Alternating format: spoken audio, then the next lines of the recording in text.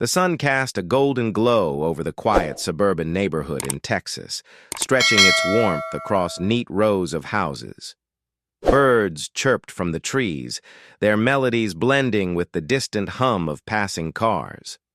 At the far end of the street, nestled behind a white wooden fence, stood a cozy house with a sprawling backyard, where a small pond reflected the sky's changing colors, and a garden overflowed with daisies, wildflowers, and the occasional fluttering butterfly. Inside that home lived Sophie, a 3-year-old girl with bright blue eyes and a spirit as free as the wind.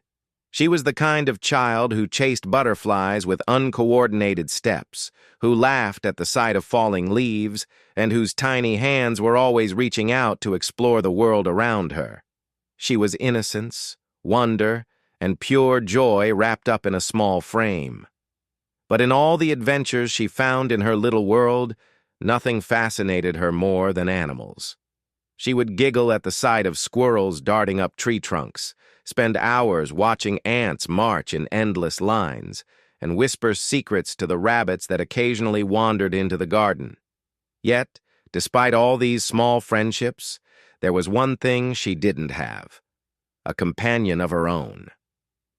One evening, just as the sun dipped below the horizon, turning the sky into brilliant shades of orange and violet, Sophie's parents, Mike and Lisa, took her on a surprise trip.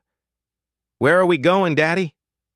Sophie's voice was light with excitement as she swung her legs in her car seat. Mike, a tall, broad-shouldered man with a quiet but protective nature, glanced at her through the rearview mirror and smiled. "It's a surprise, sweetheart."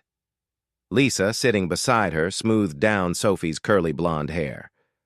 "But we think you're going to love it." As they pulled into a parking lot, Sophie's eyes widened. Before them stood a small animal shelter, its doors adorned with cheerful paw print stickers. The muffled sound of barks and meows echoed from inside. Sophie gasped. "Are we getting a puppy?" Lisa laughed. "Let's go see." Inside, the air smelled of clean straw, dog food, and the faint scent of antiseptic. Rows of kennels lined the walls, each filled with eager eyes and wagging tails. Puppies yipped excitedly, pressing their noses against the bars, while older dogs paced, their tails cautiously wagging. Yet, as Sophie walked past them, one dog stood apart from the rest. A 6-month-old pitbull, his coat a mix of white and caramel, sat quietly in the corner of his cage. Unlike the others who barked and jumped for attention, this one simply watched, his deep brown eyes filled with something unspoken. Sophie stopped in her tracks, her gaze locking onto his. "Mommy, look at him!" she exclaimed, pressing her tiny hands against the kennel door. The dog perked up at the sound of her voice, his ears twitching slightly. His tail gave a hesitant wag, almost as if he wasn't sure whether he was allowed to hope. Lisa knelt beside her daughter and read the tag on the kennel. "Bruno." "He's a quiet one," the shelter worker explained. "He was found wandering alone after a storm. Took him a while to trust people." Mike frowned slightly. "Pit bulls can be unpredictable," he muttered under his breath. But before he could say more, Lisa nudged him gently. "Look at them," she whispered. Sophie had already reached a tiny hand through the bars, her fingers barely brushing Bruno's nose, and then, in that small moment, something changed. Instead of pulling away, Bruno leaned in, his cold, wet nose pressed against her fingers, his deep brown eyes never leaving hers. Lisa's heart melted. "I think he's already chosen us," she said softly. Mike hesitated for only a moment longer before sighing. "All right," he said, running a hand through his hair, "but we'll need to be careful." What they didn't know, what none of them could have known, was just how much Bruno would change their lives. The next morning, Bruno stepped into his new home for the first time. His movements were cautious, his paws pressing gently against the wooden floor, as though he wasn't sure if this was all real. He sniffed the air, his ears perking at the distant sound of birds chirping outside.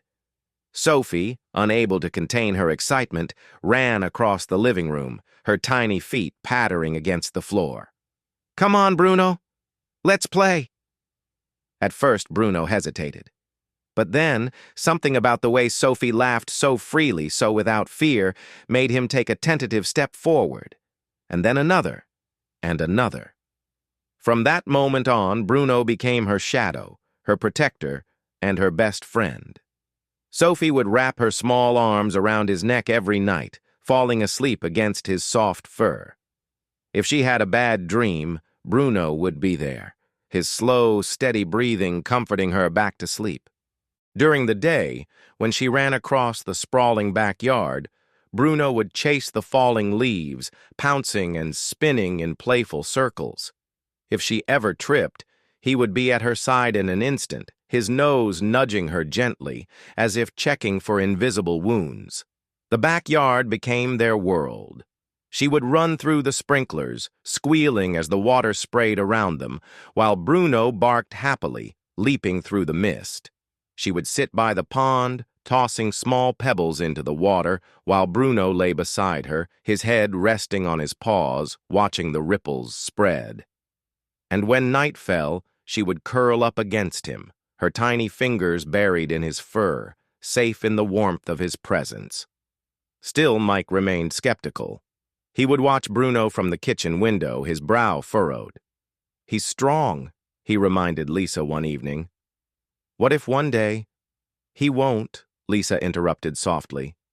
She turned to look at Bruno, who was lying by Sophie's feet, his eyes half closed but his ears alert.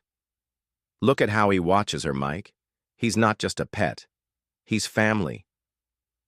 And deep down, Mike knew she was right. Bruno never left Sophie's side. Not when she ran through the garden, giggling as butterflies flitted around her. Not when she played with her dolls on the front porch, arranging tea parties Bruno never quite understood. Not even when she took her afternoon naps, his head resting protectively near her tiny feet. He had chosen her, and whether the family realized it or not, he had already made a silent promise. No matter what happened, he would always protect her. But in the quiet serenity of their home, with the sound of crickets humming through the warm Texas air, no one could have guessed what lay ahead. That promise would soon be tested.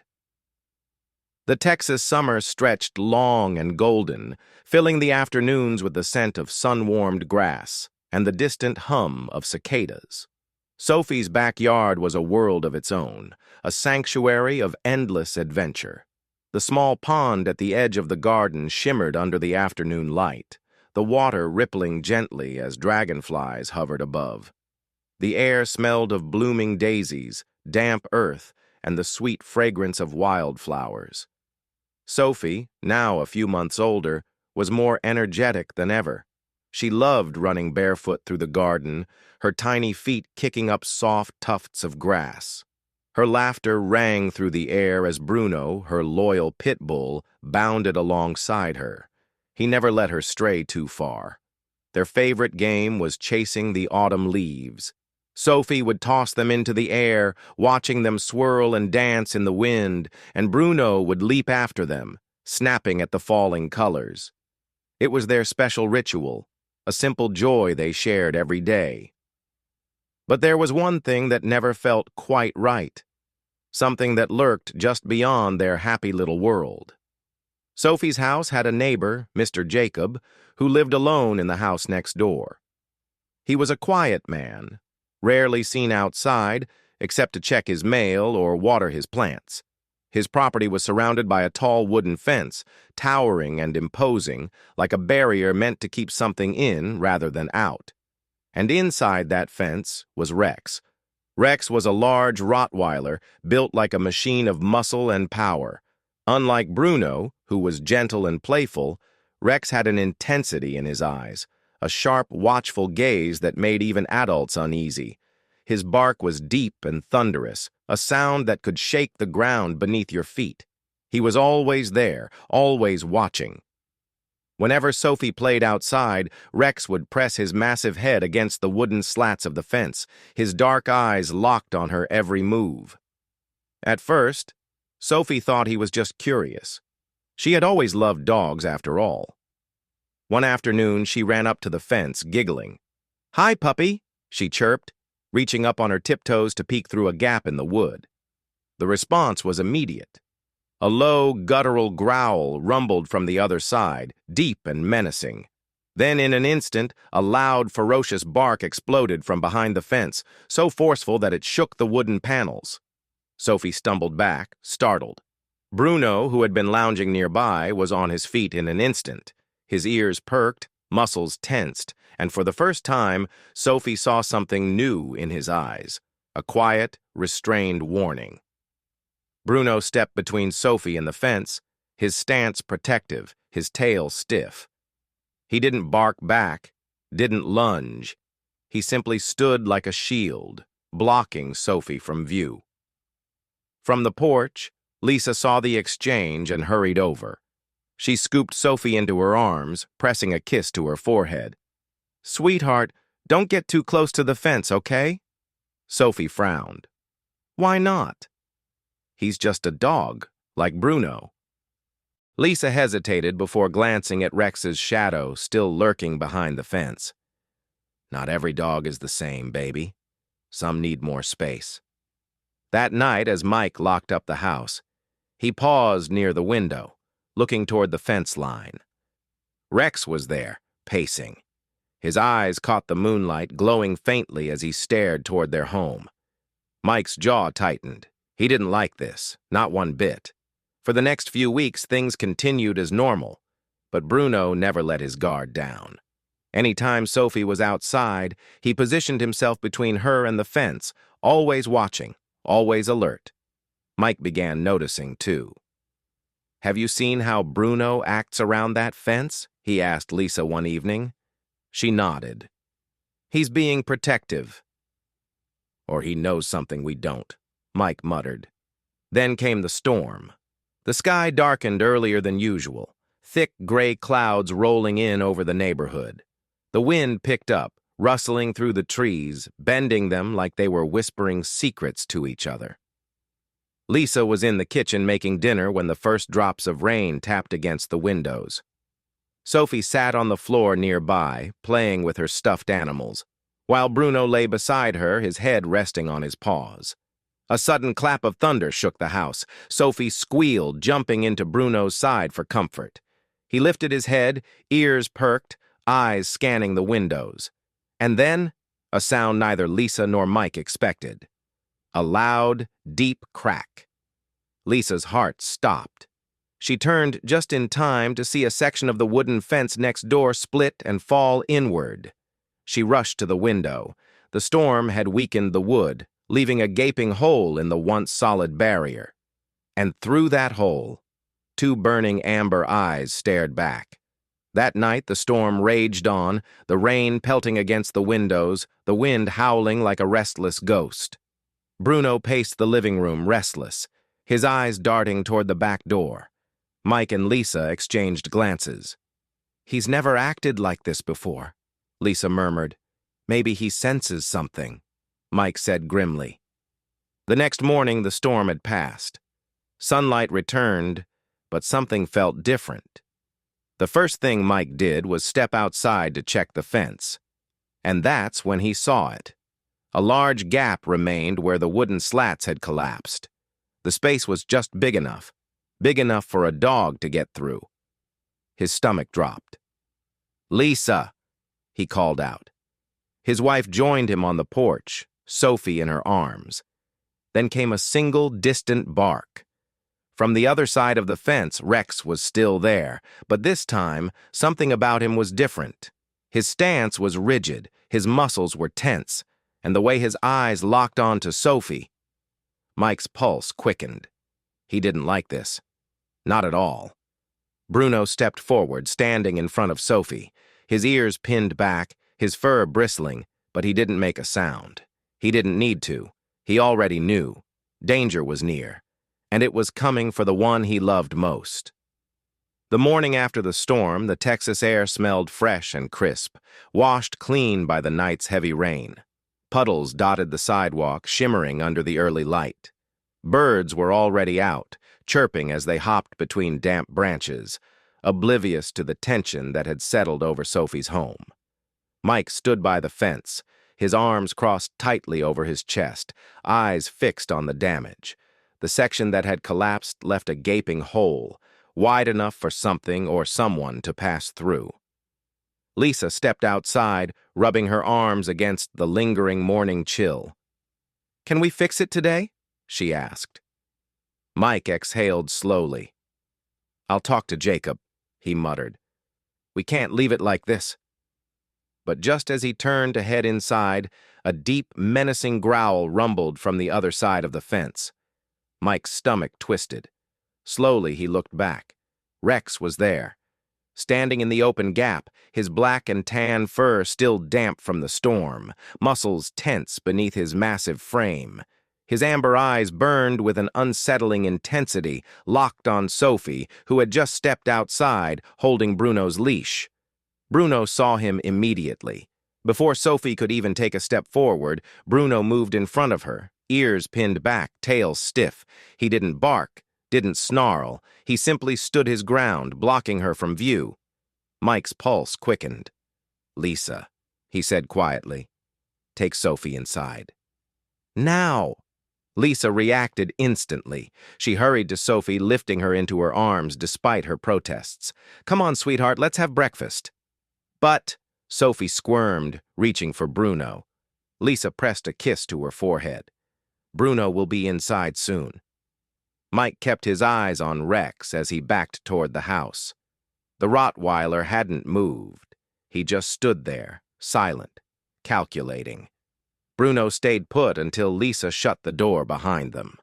Only then did he take a slow, measured step toward the fence. Rex growled again. But this time, Bruno growled back.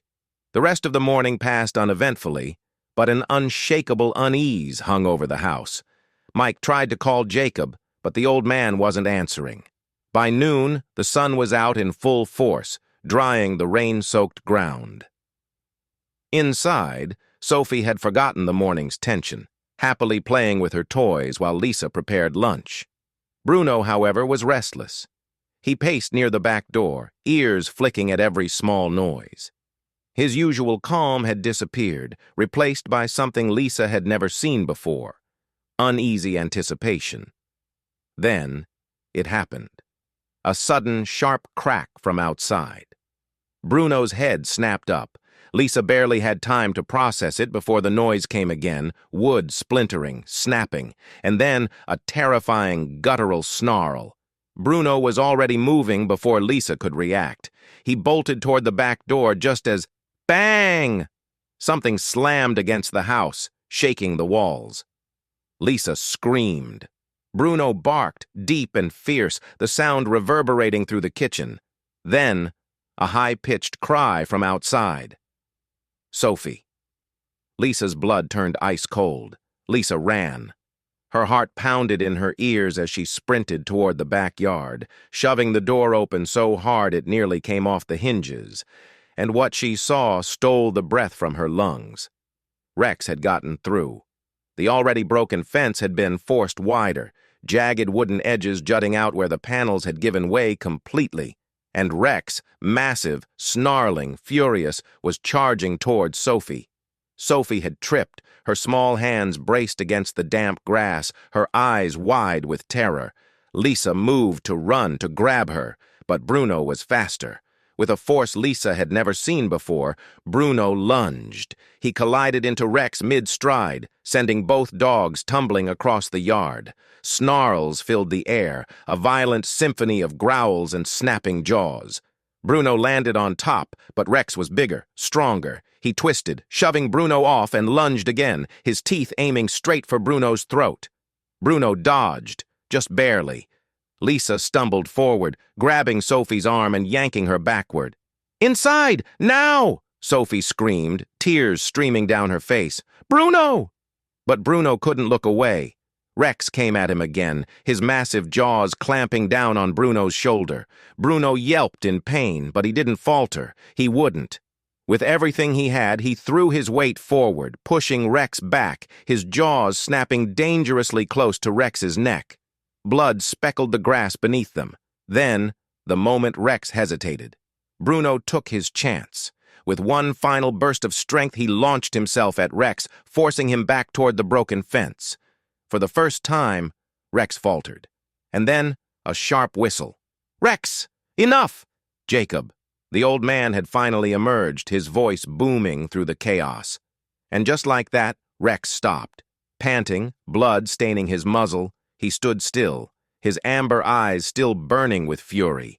Jacob stormed across the yard, grabbing Rex's collar with a force that made the massive dog stumble. "That's enough," he hissed, yanking him back toward the fence.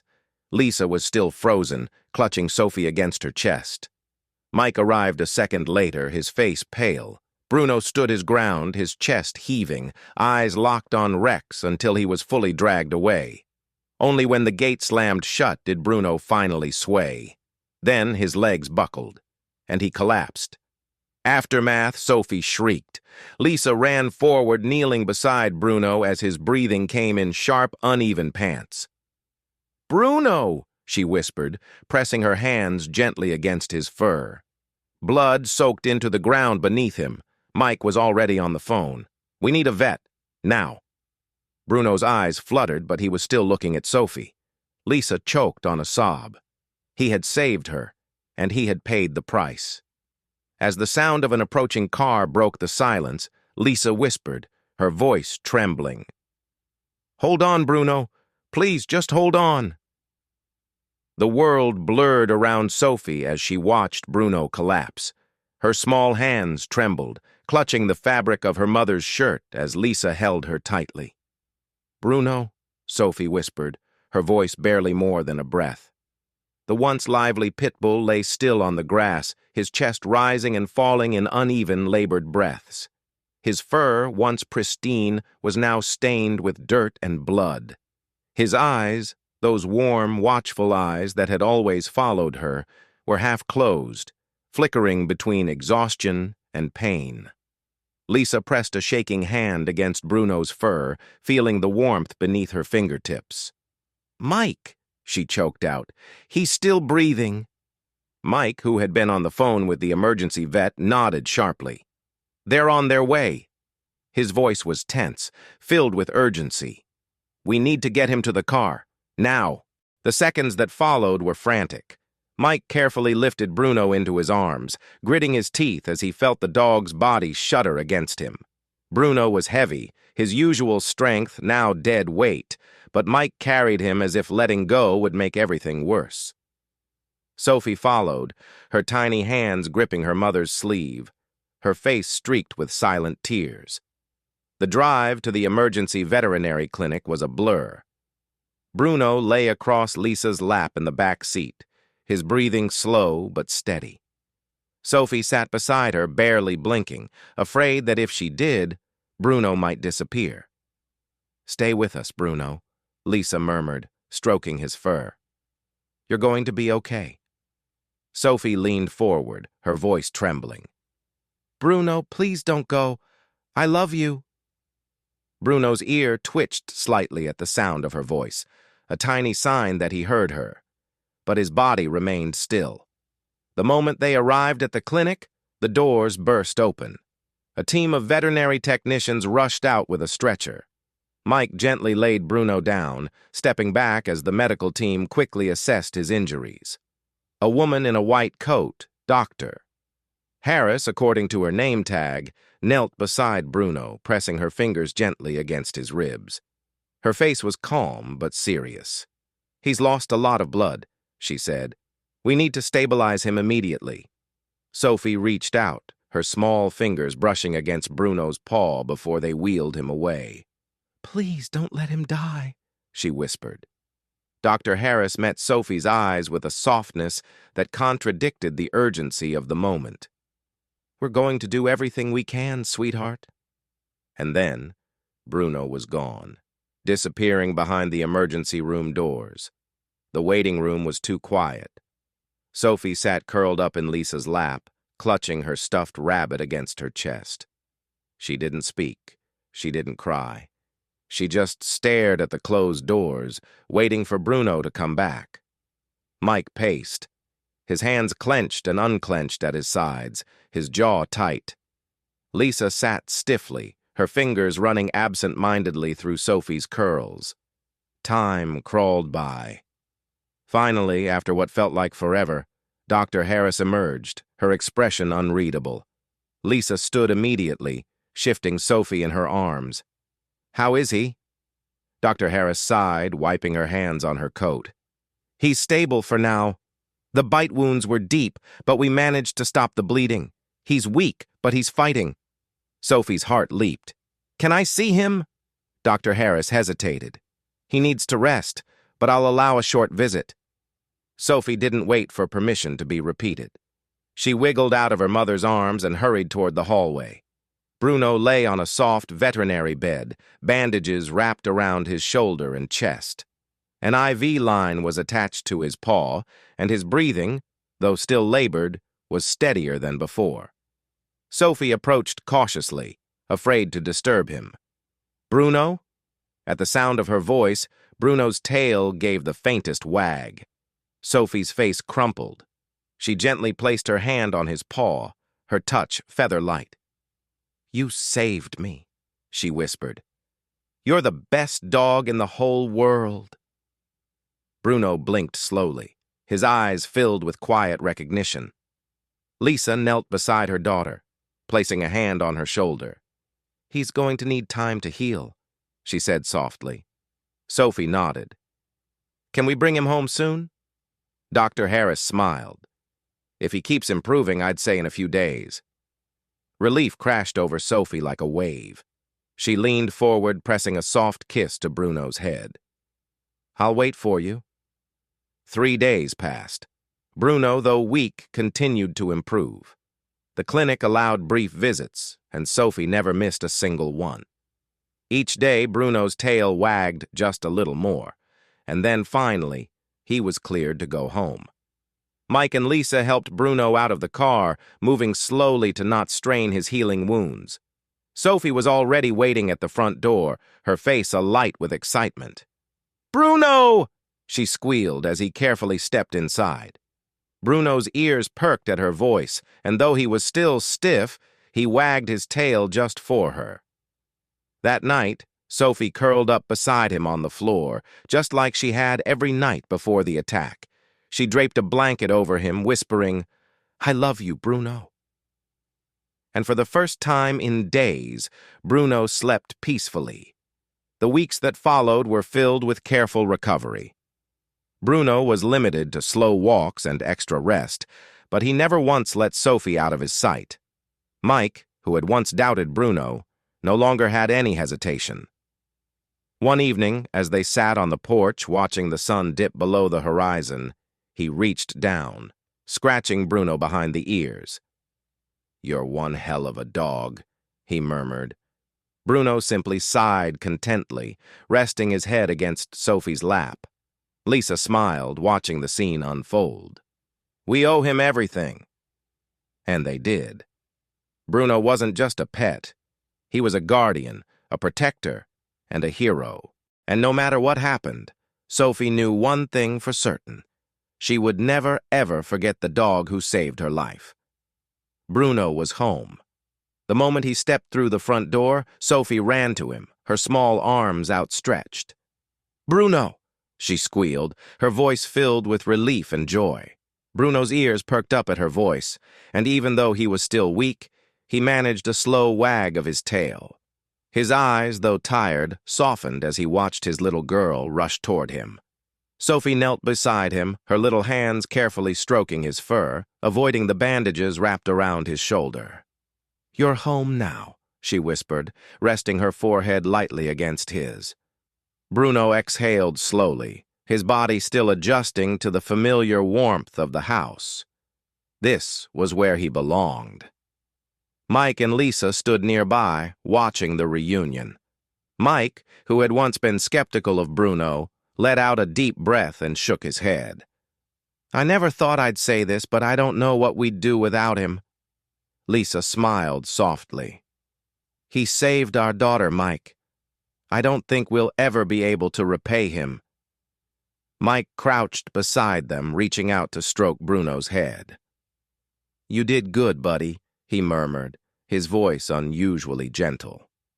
Bruno's tail thumped weakly against the floor.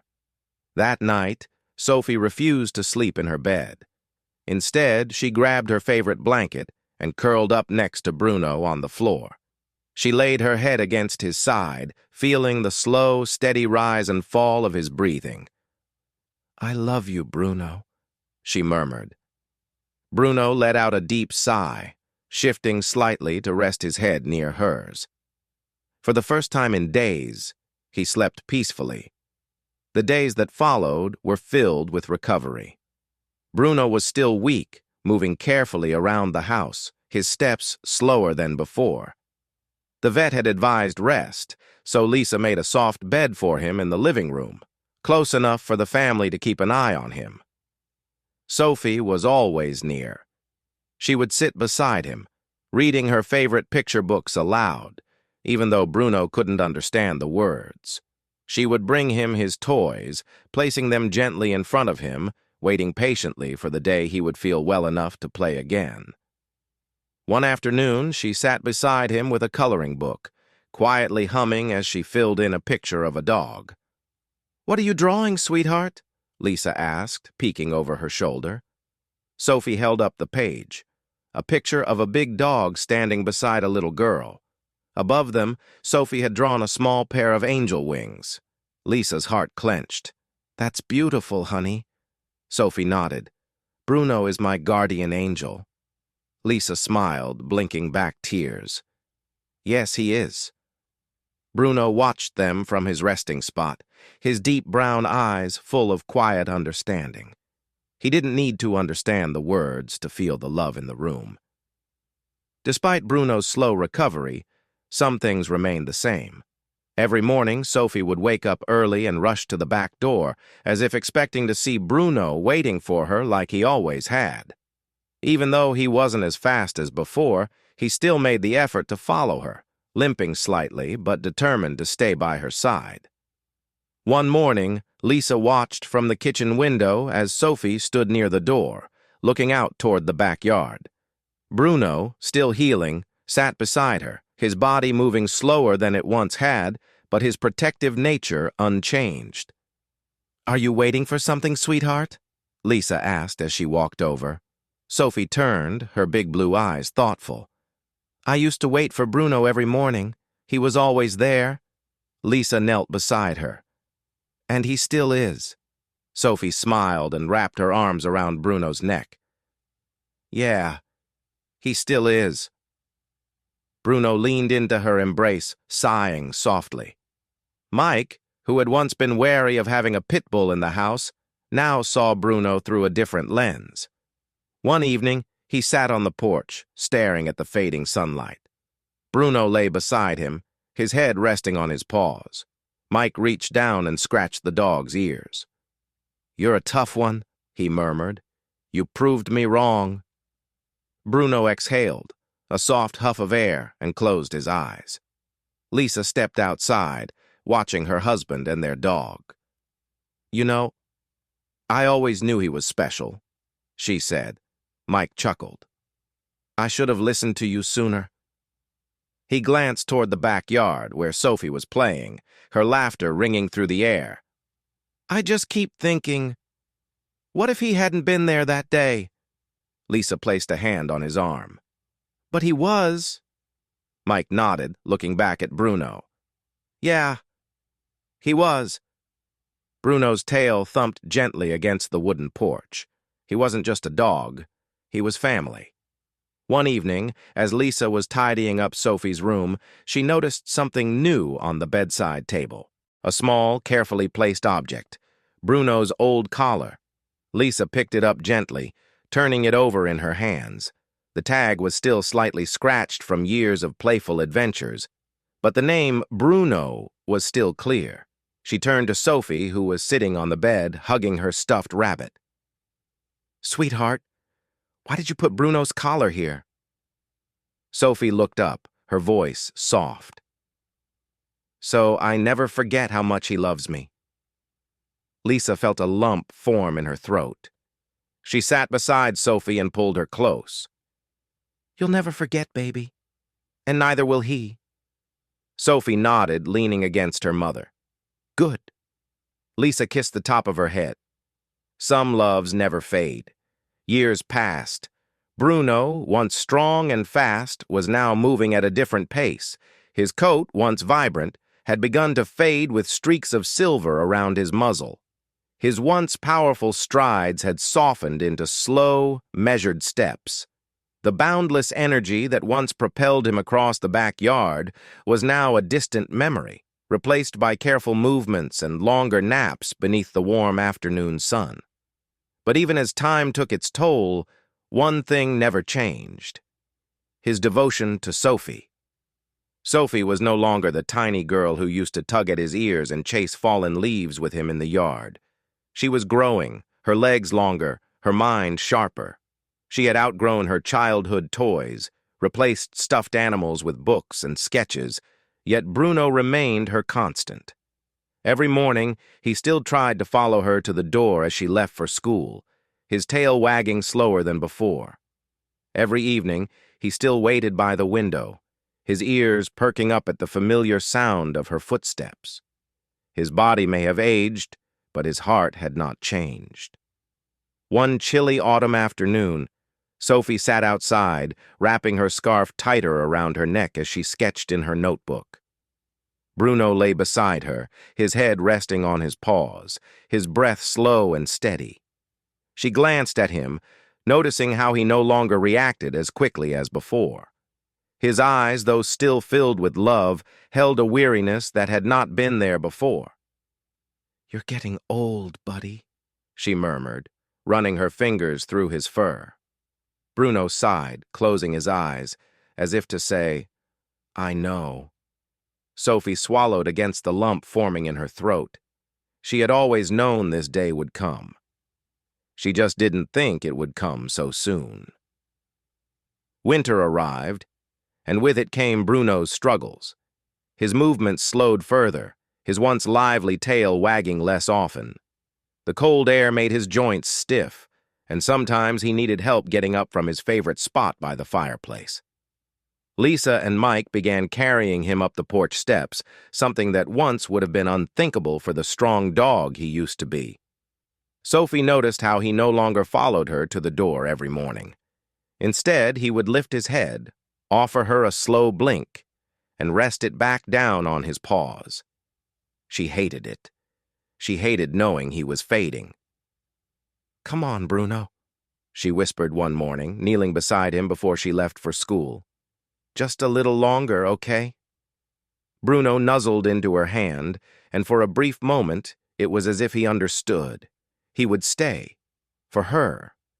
But time had its own plans. One afternoon, the family sat together in the living room, the soft glow of the fireplace casting warm shadows on the walls. Bruno lay curled up on his bed beside the couch, his breathing deep and slow. Sophie glanced at him, then at her parents. "Can we take him for a walk?" Mike hesitated. "Sweetheart, he's been so tired lately. I don't know if he—" But before he could finish, Bruno stirred. His ears twitched. His body, though slow, shifted as he lifted his head. And then, he tried to stand. Sophie's breath caught. "See?" she whispered. "He wants to go." Lisa smiled gently. "All right, but just a short one." Outside, the air was crisp, the sun low in the sky. Sophie walked beside Bruno, her steps slow to match his pace. His paws pressed against the cool earth, his movements careful yet steady. It wasn't like their old walks. There were no excited barks, no eager pulling at the leash. But there was peace. Sophie kept her hand on his back as they walked, feeling the warmth of his body beneath her fingertips. It was as if she was trying to hold on to him, trying to memorize every moment before time took him away. As they reached the edge of the yard, Bruno paused. He lifted his head, his nose twitching in the cold air. His eyes scanned the horizon as if taking in everything one last time. Sophie knelt beside him, wrapping her arms around his neck. "I love you, Bruno," she whispered. Bruno leaned into her touch, his body warm against hers. And in that moment she knew. He had always known. That night, Bruno curled up by the fireplace, just as he always had. His body was tired, his breathing slow but steady. Sophie sat beside him, stroking his fur, refusing to leave his side. "Get some rest, buddy," she murmured. "I'll be right here." Bruno let out a deep sigh, his tail giving one final thump against the floor. And then, as the fire crackled softly in the quiet house, he closed his eyes. The morning came with a heavy silence. Sophie woke up, her hand still resting on Bruno's side. But there was no rise and fall of his chest, no warm breath against her fingers. Bruno was gone. Tears blurred Sophie's vision as she curled into his still form, sobs shaking her body. Lisa knelt beside her, wrapping her arms around her daughter, pressing a kiss to her temple. Mike, his own eyes red, whispered, "He wasn't just a dog. He was part of this family." Sophie sniffled, gripping a handful of Bruno's fur. "He was my best friend." And he was. Bruno had spent his entire life protecting her, and now he had finally found peace. The days that followed were quiet. Sophie still woke up early, still found herself expecting to see him waiting at the door. But he wasn't there. One evening, as she sat on her bed, she reached for Bruno's old collar, still resting on her nightstand. She held it in her hands, running her fingers over the worn leather, the tag that still bore his name. A tear slipped down her cheek. "I won't forget you," she whispered. And she never would. Bruno had been more than a pet. He had been her guardian, her protector, her family. And in a way, he always would be. Bruno's story wasn't just about a dog and a little girl. It was about loyalty, love, and the unbreakable bond between two souls who were meant to find each other. It was about the kind of love that never fades, even when time takes everything else away. Bruno had taught Sophie what it meant to be loved unconditionally. He had shown her that sometimes love is quiet. It's in the way someone waits for you every morning, or stands beside you in the dark. It's in the moments that seem ordinary until they are gone. And even though he was no longer by her side, his love remained. A love that time could not erase. A love that would stay with her forever. At its core, this heartwarming story is more than just another addition to the world of dog stories. It is a testament to the unbreakable bond between humans and their canine companions. It speaks to the profound lessons of loyalty, unconditional love, and the quiet sacrifices made by those who ask for nothing in return. Bruno's journey is not just about a dog protecting a child. It is about the kind of devotion that transcends time. It reminds us that true love is not measured in grand gestures, but in the silent moments of presence, the steadfast companionship through the years, and the unwavering sense of duty. His story teaches us that the purest form of love often comes in the simplest ways. A gentle wag of the tail, a quiet moment of understanding, or the silent promise to stand by someone's side no matter what. This story also serves as a powerful reflection on the passage of time and the inevitable changes that come with it. Just as Bruno grows older, so too do the people around him. Yet, through every phase of life, the love he gives never fades.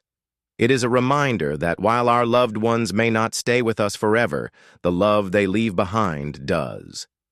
In this way, Bruno becomes more than just a pet. He becomes a symbol of all the cherished souls in our lives who shape us, protect us, and leave an imprint on our hearts long after they are gone. Moreover, this narrative sheds light on the misunderstood nature of certain dog breeds. Pit bulls are often unfairly judged, yet Bruno embodies what so many real-life dogs prove to be: loyal, loving, and deeply protective. His unwavering dedication challenges the stereotypes and showcases the true nature of dogs when given love and trust. In the end, this story is a celebration of love that does not waver, companionship that does not falter, and memories that do not fade. It is a heartfelt reminder that the ones who love us most often do so in the quietest, yet most powerful ways. Through Bruno's story, we are reminded to cherish the time we have, to love fiercely, and to never take for granted those who stand by us, no matter how many seasons pass. Share your thoughts. We'd love to hear from you. And if you enjoyed this video, don't forget to like, subscribe, and hit the notification bell so you never miss another amazing story. Together, we can shine a light on the power of doing what's right. Thank you for watching, and we'll see you in the next one.